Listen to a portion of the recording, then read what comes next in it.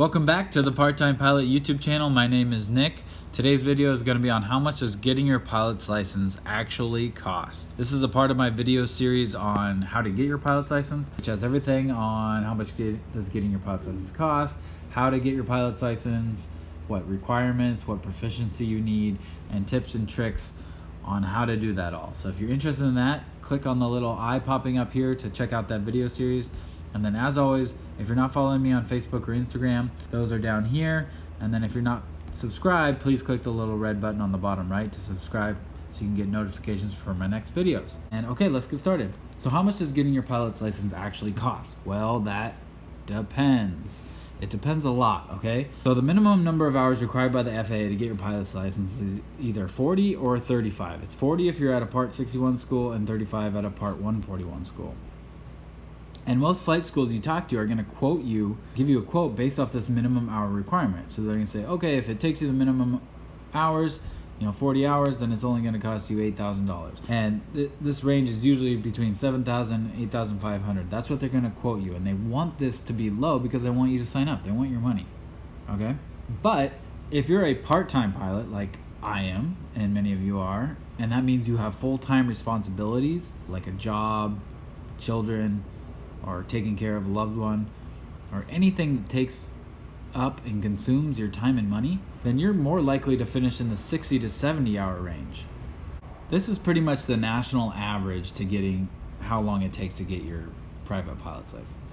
I don't think that's an exact national average, but I've done a little bit of research online, and then from people I know and I've talked to, I would say that's pretty close to the average. For me, it took much more. I think it took around like 90 hours.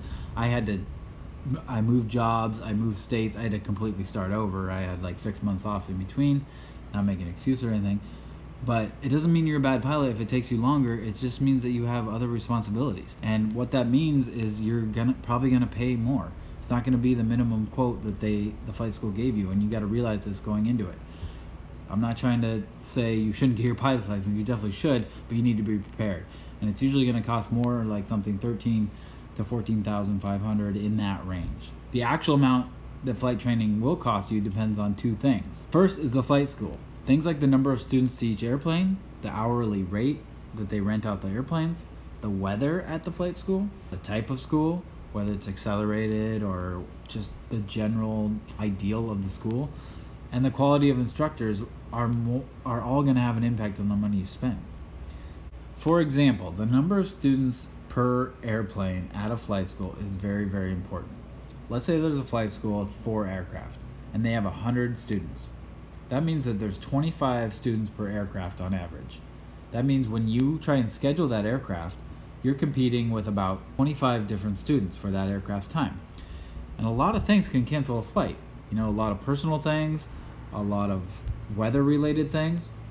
So if you can only fly one or two times a week, like most part-time pilots, and the weather's bad the whole week, you're going to need to reschedule. And let's say you're at a flight school with, like I said, 25 students per aircraft. It might be difficult to reschedule that aircraft, and it might take you a couple weeks.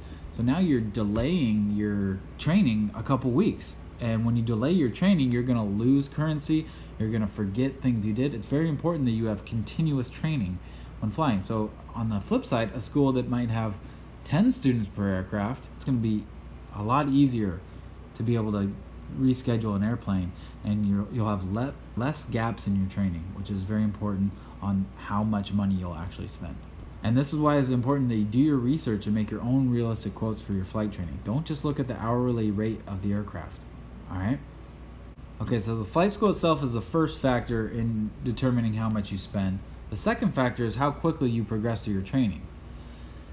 Now, I mentioned before that the average is 60 to 70 hours. This does not mean that that has to be you. You can fly 4 days a week, 5 days a week, and get it done in the minimum hours it takes, 40 hours. Okay? So I'm not saying it can't be done. I'm just saying for people who have other full-time responsibilities and are part-time pilots, it's most likely going to be in the 60 to 70 hour range or a little bit more. But how quickly you progress through your training is going to determine how much you pay. When you have gaps in your training and it takes longer, you're going to have to redo some of the training. Or if you're not proficient at something, because you're not flying every single day or something like that. It might take you a couple lessons to get that thing down before your instructor wants to move on, rather than just one lesson. This is more and more hours that build up how much you spend, right? And your instructor will only endorse you for your check ride when you have met all the minimum hour requirements for dual flight, solo flight, cross country, etc. And if you want to review what those are, just click the little eye, the video memo popping up right there. I have a video that reviews that. And your instructor is only going to endorse you if they consider you proficient in all required areas of proficiency. They have to, because if they send you off to the FAA to take the final check ride and you do very poorly, this goes against their record as an instructor. So you have to meet all the required areas of proficiency, and I've also have a video on that, which is popping up right now for you to click on if you want to review that.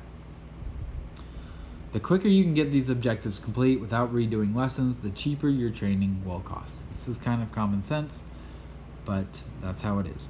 All right, so in review, the actual flight school, things like the number of students per each airplane, the hourly rate of aircraft rental, the weather, how far away the flight school is from your house, type of school, quality of instructors, these all have an impact on the money you spend, as well as how quickly you progress through your training.